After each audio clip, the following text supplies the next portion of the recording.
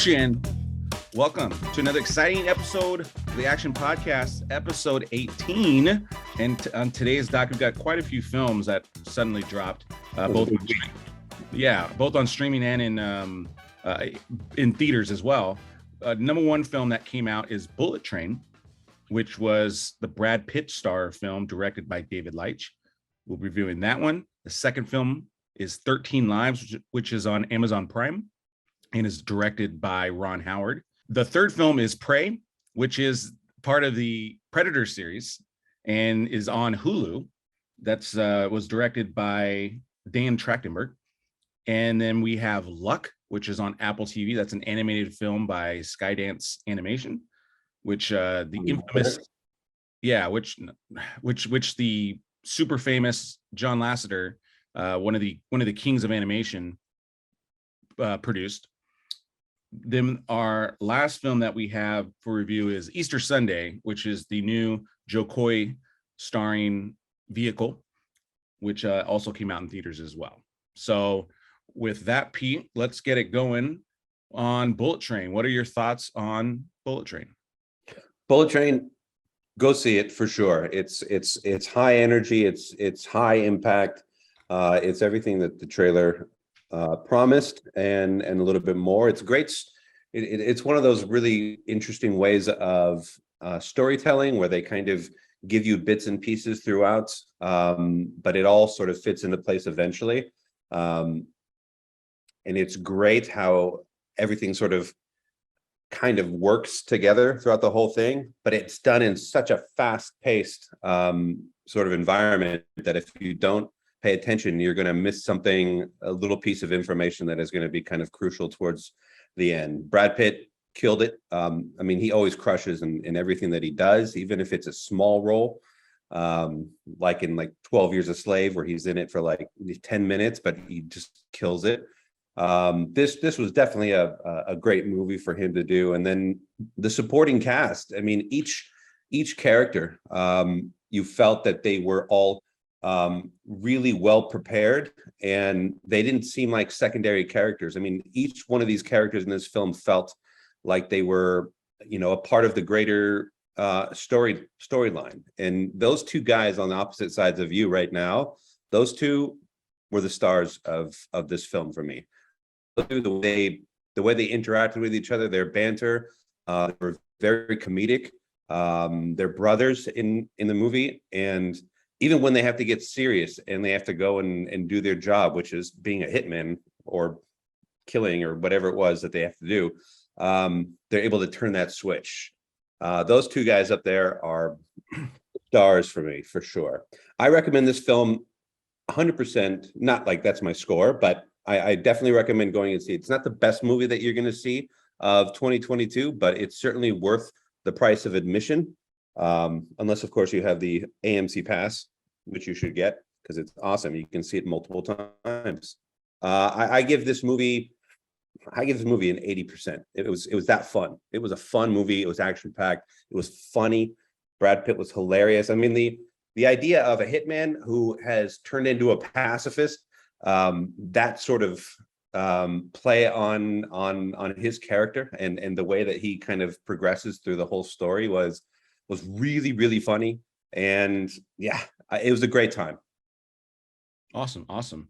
Yeah, I enjoyed it. Maybe not quite as much as you did. I think it's very Tarantino-esque, and I mean that in a positive way. I just don't feel like there's just parts I thought just maybe could have been amplified up a little bit more. I could have done without their English accents, those two guys. And I don't know, for me, sometimes that just takes me out of a film. But I think acting wise, they were good. I'd almost prefer they had English, regular, like American accents, or they had really kind of hard English accents. And I know maybe that for some people that might actually be funny or work. I like I said, for me, it wasn't my preference, but it wasn't terrible. I do agree with you. I think it's a very super entertaining film. Brad Pitt definitely delivers with his kind of newer wit that he's definitely showcasing a lot more in films, kind of like how he was in The Lost City. The Lost City with Sandra Bullock. you know, so he's really coming in some of these films and really crushing it. Also kind of like a Once Upon a Time in Hollywood too, right? He had a nice role in that one. Really, I really loved him in that film. And yeah, the director David Leitch. I mean, this guy. Just so if you like these films, and I think you'll like this film, but he directed Atomic Blonde, Hobbs and Shaw, Deadpool 2. This is not Deadpool 2. Let me be very clear on that. Definitely does not compete on a comedic level as Deadpool 2, because Deadpool 2 is, and that Pete is one of your favorite films, but you know, Deadpool 2 is really up there when it comes to comedy and just ingenuity when it comes to filmmaking. Well, and you have a pure comedic actor in Ryan Reynolds, you know, Yeah. crushing that. So that helps. I mean, Brad Pitt's a funny guy, but you know, he's certainly not he's not Ryan Reynolds when it comes to being outright funny at all. Sure. But yeah, but again, this was a very entertaining film overall, very stylistic. So I definitely think that's what helped kind of keep the pace. The pacing was well done, and like I said, it's an enjoyable ride. This is again not going to win any Oscars when it comes to screenplay, but I still think if you're into that Tarantino stylistic type of a film, again, Atomic Blonde, Hobbs and Shaw, Deadpool 2, I think it's up there with those. It might be Hobbs and Shaw is definitely maybe more pure action just because there's more like explosions, but this is funnier than Hobbs and Shaw. Not as funny as Deadpool 2. So right around there, if you want some sort of barometer with that. Awesome. Yeah, let's be careful. Let's be careful with the Tarantino comparisons. I mean, because you know, I understand why you say that, but you know, the witty back and forth dialogue, the heavy dialogue, and starting in one place and ending in a different place. I mean, I understand why people always say that, you know, that's a Tarantino ripoff, but you know, Tarantino. I didn't use that word. I did not use that word. No, I know. I'm just clarifying for the audience. Like, you know, he as much as I love Tarantino, he's favorite number one of all time. But he certainly didn't invent this style of movie, even though it's very heavily referenced. I mean, you can tell where a lot of the influence has been. But there's been a lot of movies, you know, like Guy Ritchie, I think would fall into that same sort of category of. It's also a good comp. Yeah, Guy Ritchie. But you can certainly tell that, you know, in like especially early Tarantino movies, you know, there was and in that time period, a lot of grittiness. When you looked at it, this for sure, when you look at it, I mean, the posters and the trailers, and when you watch the movie, you know that this movie is from 2022. I mean, it just looks like it, feels like it, and it plays out perfectly. For sure. Awesome. Well, so both of us recommend seeing it if you're into that genre. Yes. The next film that we have is 13 Lives, which is the story of the Thai boys soccer team that got trapped in the mines. And again, directed by Ron Howard. And this is released. You can see this now on Amazon Prime. And I'll give my opinion first on this one, Pete, and then you can yours. Out of all the films that came out this weekend, this is by far the one I recommend the most.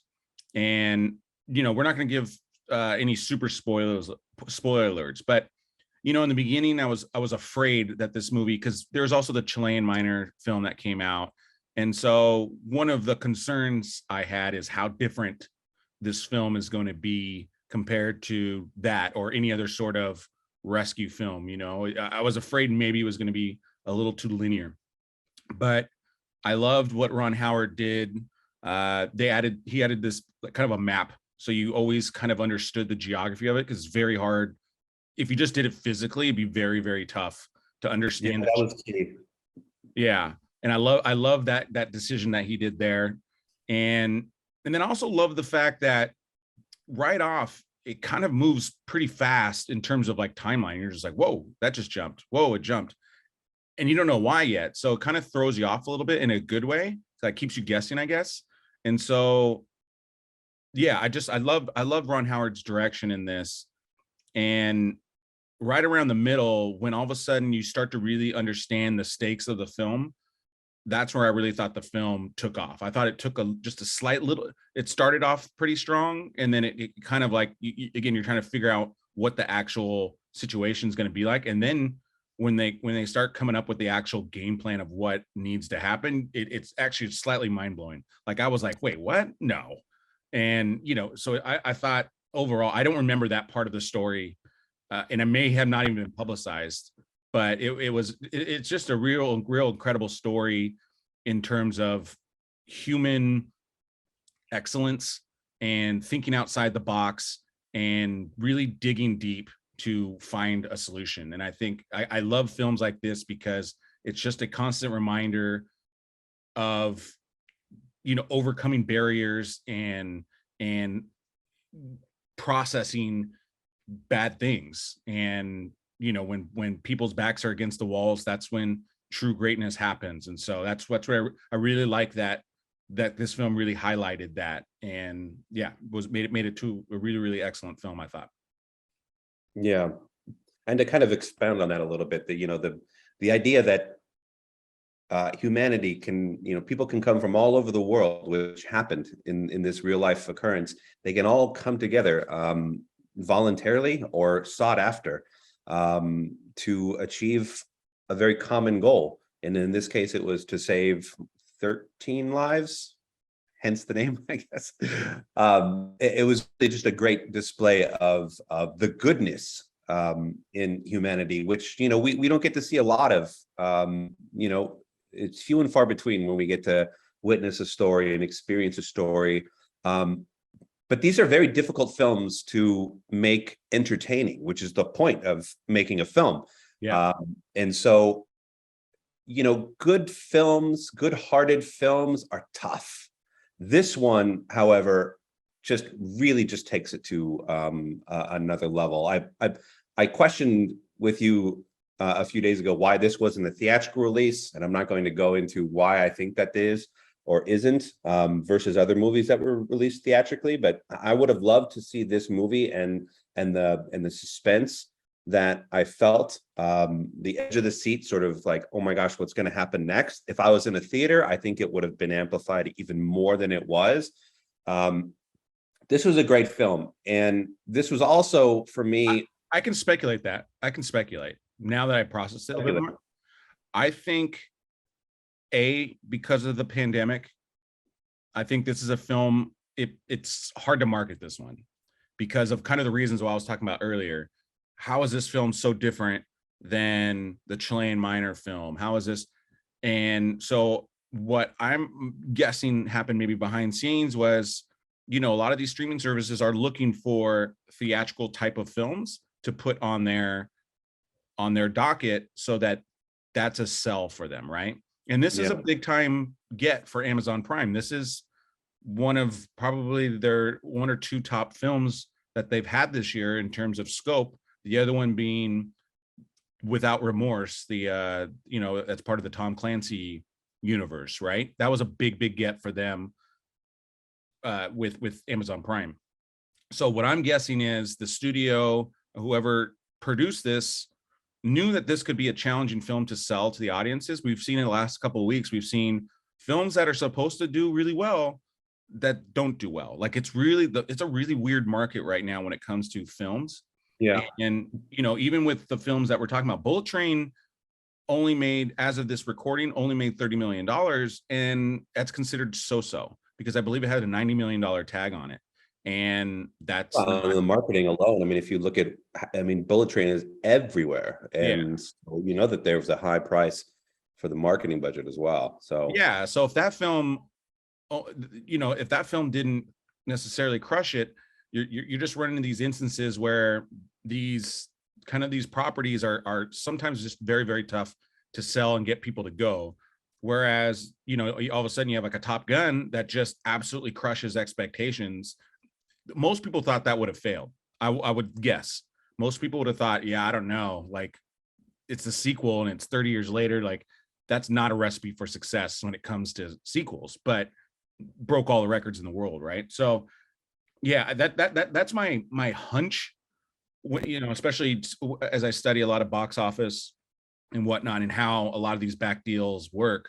Sometimes like Warner Brothers just, they're not releasing Batgirl, and they're basically the film is already shot and made and they're not going to release it at all just to take a loss and get that as a tax write-off. And that's it's insane, but that's part of the business of this world. I mean, imagine you're a screenwriter, you're excited, you're like, oh, my script got picked up. I'm so happy. Oh, it's greenlit, it's in production, and then it's not even going to get released. Yeah. And it's already made. Like, they already shot it and spent the money to shoot it, but they're not going to spend any more money on post-production, and it's not even going to go to streaming, which they're literally just doing it as a financial decision to not let it go. So yeah, that's my guess when it comes to that. And whether that's the right decision or the wrong decision, it doesn't matter. I think the good news overall, though, I kind of with you in terms of it would have been great to see this one in theaters, because I definitely think it would have added more, because I think I watched it during the day too. Yeah, it would have added to the overall experience. I mean, I still had an amazing time, and this is I agree with you. This is my favorite movie of the week. But I got to say that, and thank you for your explanation, by the way. Hey. But for me, Vigo's Vigo. He does fine. The other characters do great. Joel Edgerton did great. I mean, I won't spoil anything, but his role eventually in the movie is critical to the success of this operation. But for me, this was sort of a rebirth of Colin Farrell as probably one of my favorite actors all of a sudden, just because of this role. He did so well. He played something very unusually different than he's ever really played before. It was very low key, very smart, very heartfelt and caring person, and intelligent. And I didn't even know it was him at first. He did so well.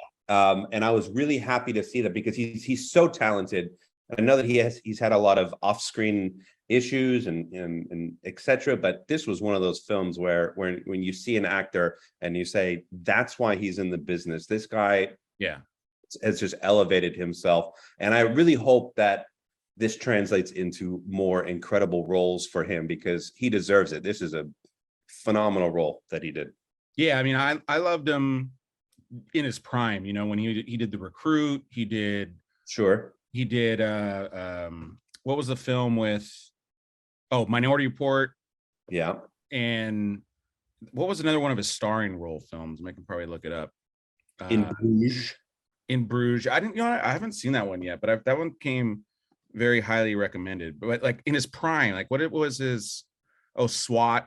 He was good in SWAT. The movie itself wasn't, I wanted a little bit more from it, just because I love the premise of it.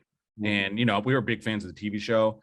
He was also in American Outlaws, which kind of the same thing. Like I thought he himself was excellent as Jesse James, but that movie, I'm a big Western guy, obviously. Not to mention, like, I didn't even know it was him, but his role as the Penguin in Batman was amazing.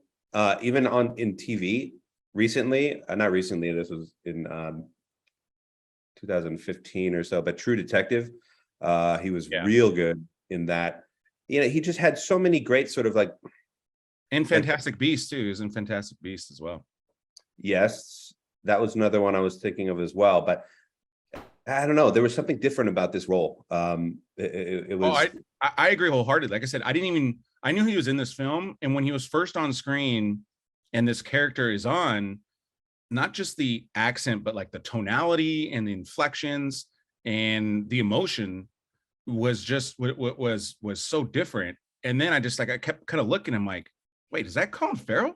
Yeah. I like the same thing with Batman. I mean, he's having an incredible year when it comes to acting performances. I mean, I legitimately think he should be nominated, if not for a Best Actor award, but for a supporting role, because he's so, like I said, it's just so out of character for him. And this is the most range I've ever really seen from him, maybe besides the Batman, which I think is also, I think he should be probably nominated for that as well. I mean, it's hard to get nominated in March for roles, but he needs to get an award for some this year.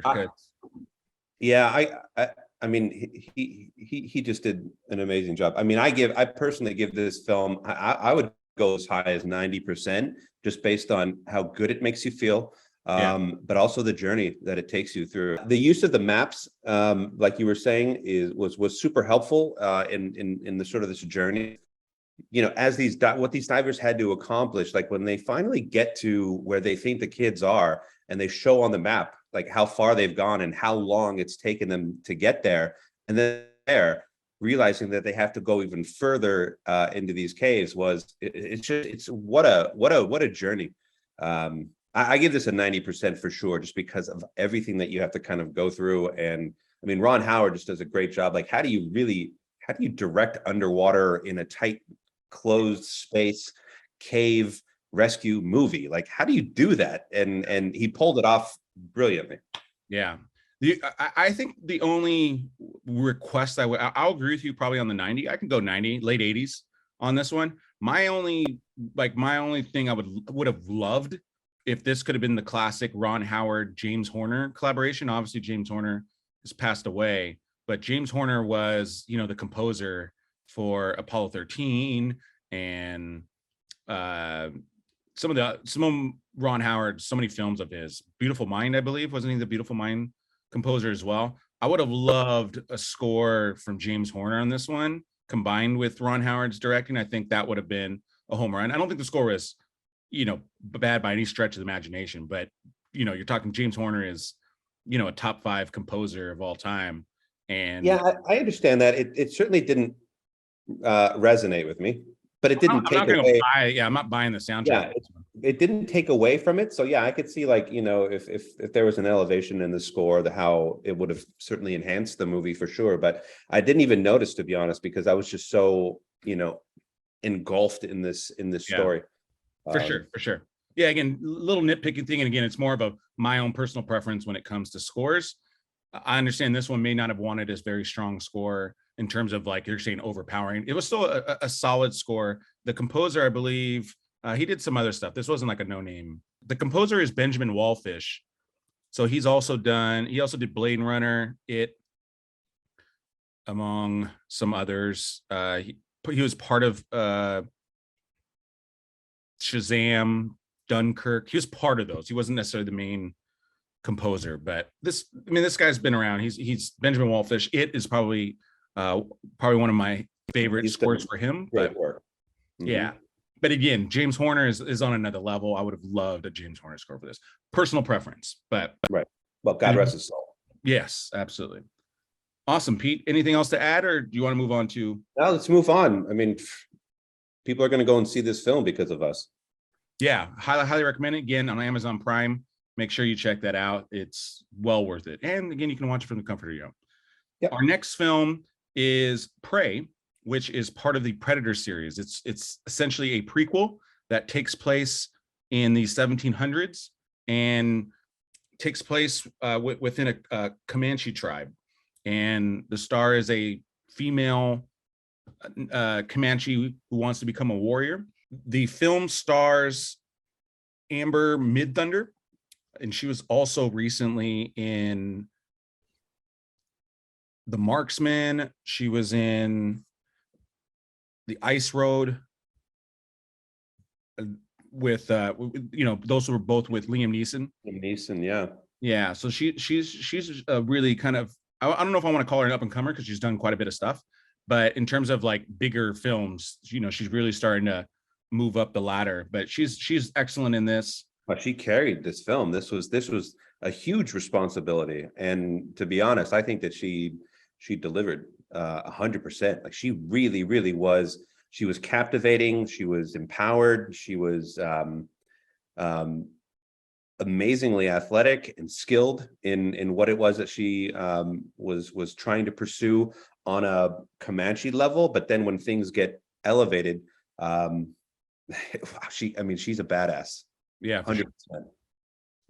Yeah, and film's directed by Dan Trachtenberg. He did 10 Cloverfield Lane. He also directed episodes of The Boys and Black Mirror as well. So this guy is a good director. And do you want to continue on your review? Yeah, I'll go. because I mean those things, those credits that you named off are very stylized, and this was certainly another sort of stylized film. I mean, I remember when the previews came out, the first time I saw this preview, I was like, what the hell is this movie about? I'm interested already. And then all of a sudden you see the iconic sort of Predator, you know, the things throughout, and all of a sudden you realize it's a Predator movie. And I remember getting really excited. I haven't been excited about a Predator film in forever. Probably not even since the first one. Like I could really just not care at all. But this was an idea of bringing it back to what that first Predator film was all about, which was very basic. You never really see the Predator in the first one. It's like, you know, it's all Arnold Schwarzenegger and the team. Arnold Schwarzenegger eventually has to cover himself and use sticks and get back to basics, you know, in order to fight this creature. And this was just another one of those examples of somebody having a great original idea to bring back a very famous IP. I thought it was well done. There are certain things that it certainly lacked, but it is a great watch. I mean, it's not very highly rated for me, just only because I'm not a huge Predator fan to begin with, but it was a great watch. I thought the pacing of it was pretty good throughout. Once you get into it and then the Predator starts coming around, then things just get crazy. Very high energy and suspenseful. And yeah, I mean, I give it a 70. You know, it's not bad, but not awesome. But I thought it was an original idea, and I thought it was really well executed. I thought everybody who worked on this film should get high praise for what it was. I mean, because that's a huge risk. Let's be honest. To bring a very popular IP back and to do it in this style, Yeah, is a massive risk. And I think that they pulled it off perfectly. Guys and girls that have the balls to sort of just try something outside of the box. I think that I thought that, you know, I thought this was a theatrical movie, to be honest. But yeah, it's on Hulu. But if you have Hulu, go watch it, or go get Hulu so you can watch it. It's a good watch. yeah, for sure. I think we come from the same place. I don't think I've seen any of the Predators, to be honest, but I really like the concept of this. And I thought the cinematography in this was excellent. I mean, this was, you know, for a lot of the film, it looks like a frontier type of a film. And so like just the look of it, and it's, you know, I'm always been a big kind of frontier Western fan. So, and I loved how it looked. And so for me, that drew me in, even though I wasn't necessarily, like I said, a huge Predator fan. But again, without having seen all of them, I'm pretty sure this will not beat the first one for people, but I could easily see this competing with the second one, or if not the third one. I think it's definitely number 2 Yeah, on the Predator list all time. yeah, and like the fight sequences are great. I guess like you're saying, for what it is, and it's a genre film. I think it executed. I thought it executed well. The music was solid too, and yeah, I enjoyed it. I'll probably actually watch it again now that I think it's good enough to even watch again, just because it's such a unique film. There's not films like this that take place in the 1700s, and I think it's really a great idea for a lot of people when it comes to redoing IPs. It's kind of, to me, it kind of remind me of Back to the Future 3, where it goes back and it takes place in the Wild West, and and it made it such a kind of an original idea of a third film. You know what I mean? And I think that totally added to Back to the Future 3 was the fact that it took place in the Wild West, and so I think this film elevates itself with just the time period, and then a clash, because that's like your number. Like, how are they going to be able to compete with a with an alien in the 1700s? And I think that's the unique part. And just they do a good job of kind of setting up the simplicity, but still efficiency of you know, the Native American hunting process and styles and you know, all that good stuff. So yeah, I recommend seeing it if you're definitely a Predator fan. I'd say it's definitely worth it.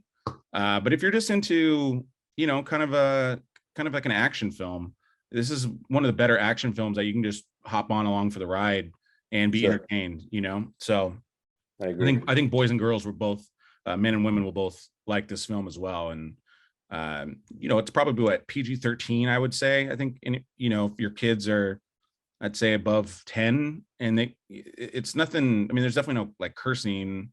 Obviously, there's killing, but Yeah. you know, it's more native killing versus like, it's not like, you know, violence. I guess it's a And different there's a lot of blood, but it's it's a a different lot of type of green violence. blood. Yeah, it's a Yeah. different type of violence. So, you know, it's not, you know, no one's really fighting aliens. So I personally wouldn't have a problem. I think a 10-year-old Paul could watch this, but you know, 10, 11, 12. Ultimately, I would probably say it's PG-13-ish related. But so yeah, Sure. make sure you guys go check that out. Yeah. Our fourth film is called Luck, and it's an animation film that is on Apple TV, Apple Plus, and that is directed by Peggy Holmes and was written by Keel Murray, who also wrote Raya, the Last Dragon, Cars 3, and the original Cars as well. So the writer has a lot of good credentials. So I think right away, if you like some of those films, you know, I think this film could be a good film for you. I personally like the script a lot. There's maybe a little bit in the middle where I thought it kind of got a little bit slow, but overall, I like the messaging of this film. I think it's got good characters in it, and I thought it was. I was super entertained, and I think again the beginning was really strong. The ending was super strong, and you know, I always love a film that can add messaging to it without really kind of like throwing it down your throat. And I thought it was really well written in general. Skydance Animation is the one that animated this one. They're a newer studio when it comes to animation. So you know, I enjoy seeing newer studios kind of have a solid film on their hands. And Yeah, they've done a million movies in like the visual effects world. I They're a mean, huge Skydance did Top Gun. I mean, yeah, they're a huge studio, but they've branched off. And I remember when they were first talking about this film, and saying that John Lasseter, who's an icon in the animation world, that he was attached to it. Skydance wants to do. They want to start their own animation division. well, and by the way, for the audience, John Lasseter is of Disney fame, and then went on to do Pixar. So he was part of Toy Story. He directed Toy Story, right? Yes. Yeah, he directed Toy Story, but he also was part of, I want to say, like Aladdin and Lion King. He was the executive in charge of producing those, correct? Or am I? But before Pixar, I'm not sure that he was as top notch as he was. I think Pixar, because of what they allowed him to do, creatively and visually, because he's a genius. That's where he really sort of established himself. And then when Pixar and Disney combined forces, then he sort of oversaw everything that sort of happened. I'm pretty sure that, you know, the bulk of his, you know, credits and influence started with the Pixar years. Yeah, I'm looking right. But however, knowing that Skydance, which is an established studio in the entertainment industry, wants to do animation, and they bring in John Lasseter to sort of oversee the project.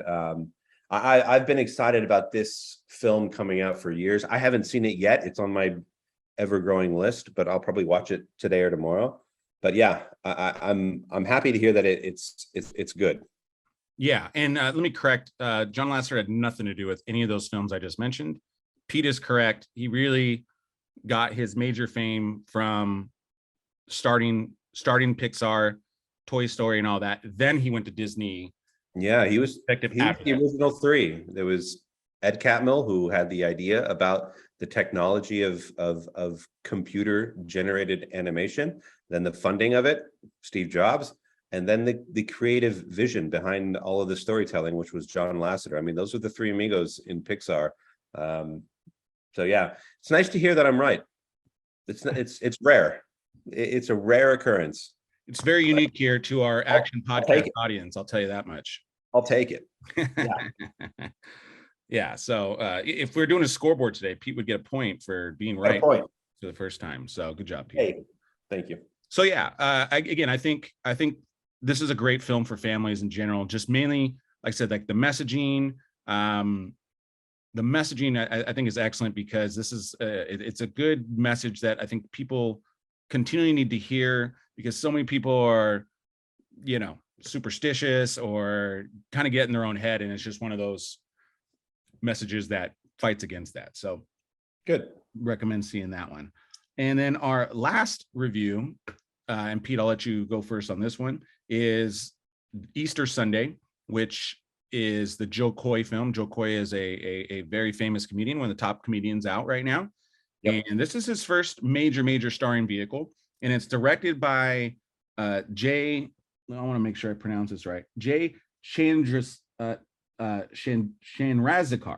Jay Chandrasekhar, who of Super Troopers fame.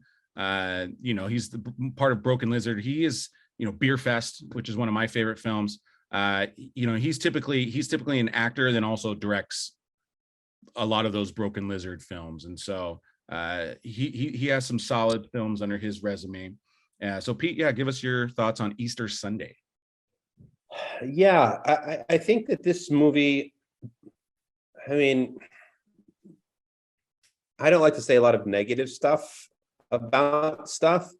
I think that this movie could have been better served as a streaming movie. I think if they would have maybe done a little bit more with developing like a real sort of strong, I just think that Joe was handed a tough assignment with this one. I mean, it's cute, it's fine, it's not great, but I think, like the one scene that he really shines is a scene where he's doing stand-up comedy, kind of, you know what I mean? And that's unfortunate that's really where he kind of, I mean, we've seen him do that a million times on stage. That's why he is in the position that he is now, to make movies and to be on series and stuff like that. But I don't know. I think that this movie could have had some more work done to it, and to really bring out, he's a funny guy, and I think that they missed an opportunity to play off of his strengths. Yeah. I don't know. Well, I just didn't really feel like I was having a nice time. I wasn't laughing out loud. There was a couple times where I was chuckling, but yeah.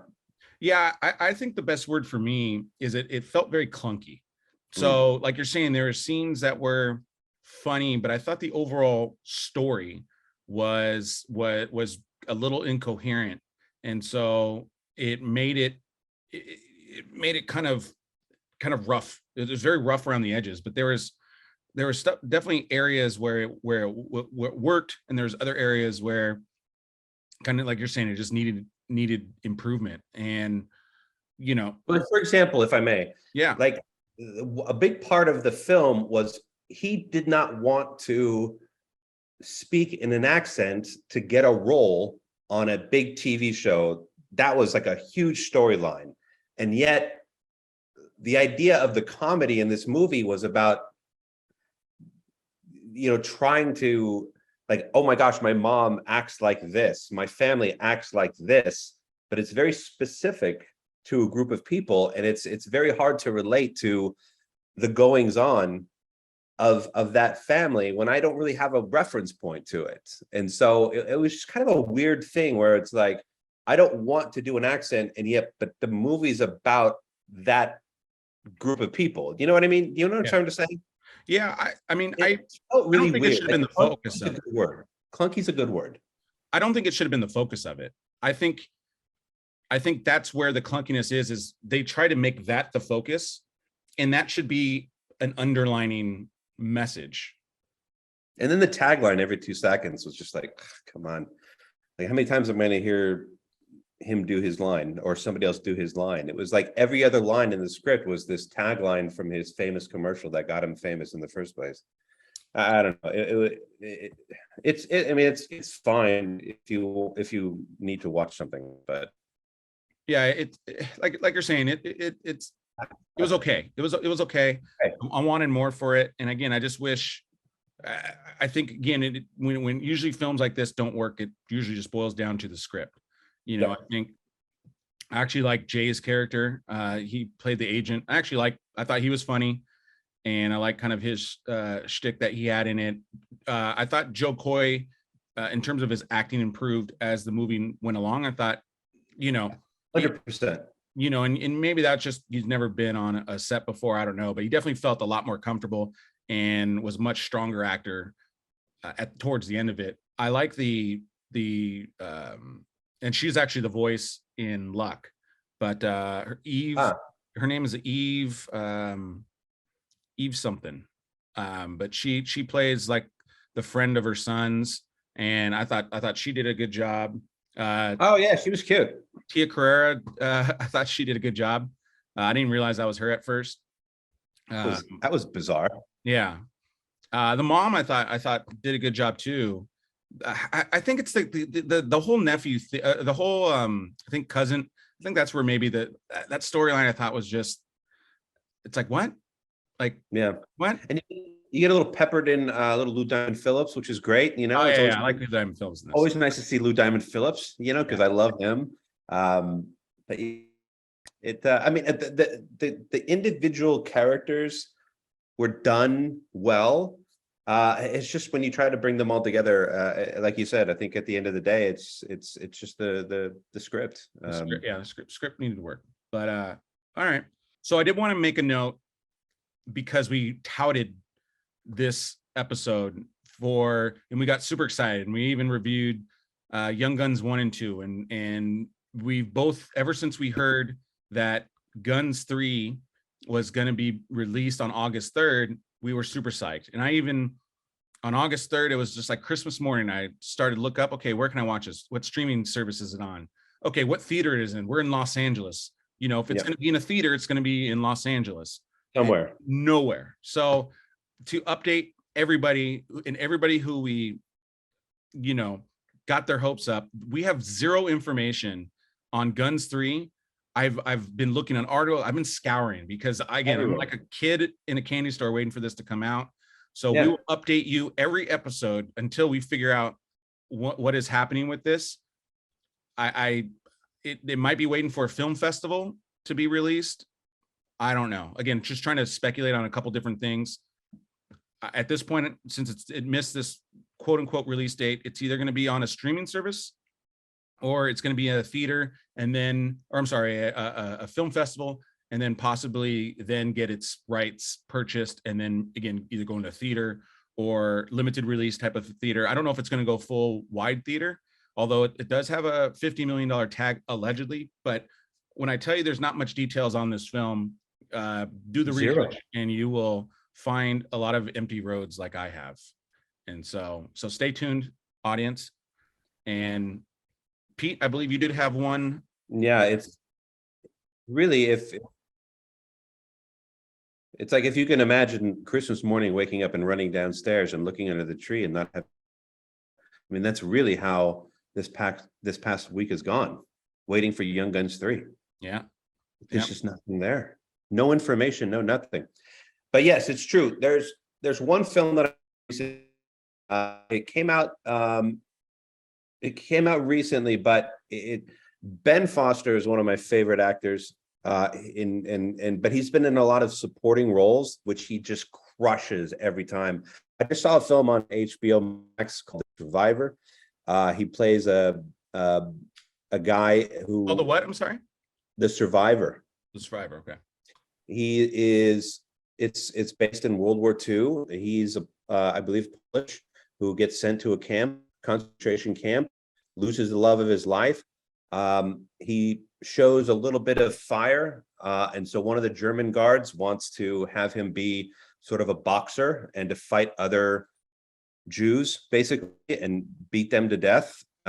That's how he sort of survives concentration camps. But then it shows like how he's dealt with being alive in the United States after, like, post-war, because he was still a boxer and he ended up fighting Rocky Marciano at some point.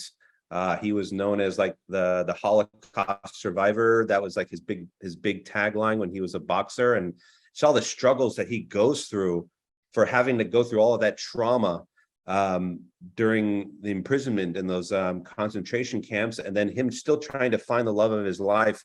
And did she survive? Did she not? Wow. I mean, the performance alone, he should get at least a nomination for it. I'll check it out myself. Ben Foster is incredible, but this was like one of the first, I think it's one of his first like sort of main roles where it's like literally just him carrying a film, and he did not disappoint. It's hard to watch. I mean, there's a lot of really tough scenes in there, but wow, what a powerful film. Powerful film. This is like a 95% for me. It is. Wow. And Ben Foster, 100%. Amazing. See it, please. It's fantastic. Awesome. Well, yeah, definitely going to look forward to watching that one. I may even try and check that out today. Some other quick news, and then we're going to wrap it up. But Olivia, this has literally just happened today as we're recording. But Olivia Newton-John passed away today. No way. Today being Monday, August 8th. But her of Grease fame. She passed away like just a couple hours ago, or at least a couple hours ago. And physical. Yeah. Let's get physical. Oh my So, God, that was the jam. Yeah. So rest in peace, her. Also over the weekend, Anne Hesh got in a pretty serious car accident. So wish her the best as she hopefully recovers. And then also Roger Mosley from Magnum PI, he also passed away. And so again, rest in peace. So yeah, so I wasn't he a track coach at Monrovia High as well? I don't know. I think that he was one of the track coaches at Monrovia High School, which is our alma mater. So yeah, rest in peace. So yeah, just want to make those news announcements only just because those are big news. So but yeah, so we have upcoming on the docket, we have our part 2 of our Young Guns review, where we're doing Young Guns 1 and 2. And then the following week, we'll be reviewing E.T., which is being re-released on IMAX, being released August 12th, which is Thursday. If you guys obviously want to see E.T. in the theater and you've never seen it, it's probably going to be pretty amazing. So I'm looking forward to that myself. And yeah, Pete, we're on Apple, we're on Spotify, Google Podcasts, all the other major iHeartRadio, all the major podcasts.